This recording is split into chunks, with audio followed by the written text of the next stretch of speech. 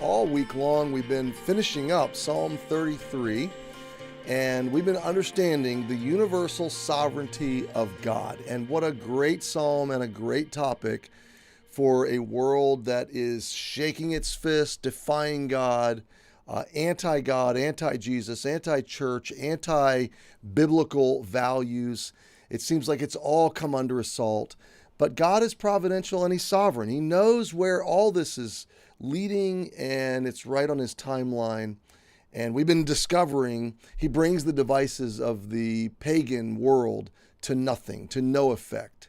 So you are no victim. You're no victim of the circumstances unfolding around you. You're not a victim of your government. You're not a victim of any of the forces of evil that are around us. No, if you're the child of God, you are safely contained in His providence and in His sovereignty, and your soul is secure. Okay, and so we're celebrating. We're choosing joy. We're choosing to rejoice in the stability, the durability that we belong to God. God is ours. He's for me. He loves me. He's caring for me.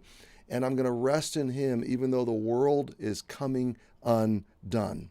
So we studied yesterday that our best efforts to mitigate risk are deeply flawed, okay?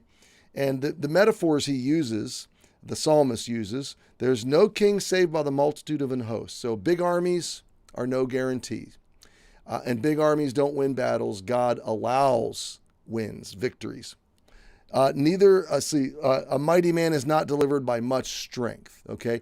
The size of your savings, the strength of the market, the success of your business, the magnitude of your achievements, the size of your storm shelter, or your nest egg, or your meals ready to eat in your basement. I mean, your plans and my plans do not protect us. God protects us. God's sovereignty watches over us. A horse is a vain thing for safety, neither shall he deliver any by his great strength. It's not my strength that delivers me. It's not your great strength that delivers you. And all of our best plans, our horses, we're getting all of our ducks in a row, and I got everything. I remember a few years ago, I was out making a visit, and I was in a neighborhood in Newington, and a man was working in his yard, and I went over and invited him to the church, and he'd heard about our church, but he said, "No thanks, I'm good. I've worked my whole life to get everything taken care of, and I've got all my ducks in a row, and everything's good."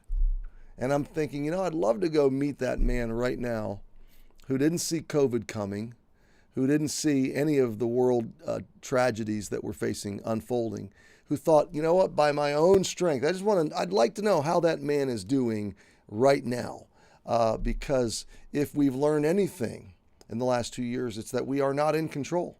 And our best plans, our best vaccines, our best medical care is no match for even just the smallest of organisms, the smallest of microscopic viruses. So God has a way of reminding us of our weakness and vulnerability, but reminding us as His people to rest in Him, to rest in His sovereignty, because He is our safety. So look at verse 18. Behold, this is where it all brings us, this beautiful sovereignty of God. He is universally sovereign. He made all things. He presides over all things. He sees all things. He's the source of safety and protection and provision for everyone. And that's what we're going to read right now. Behold, the eye of the Lord is upon them that fear Him. Now, the idea of fear, we've studied before, is awe and reverence. So what God's promise here is to you and to me is that His eye is on us. You've got His attention.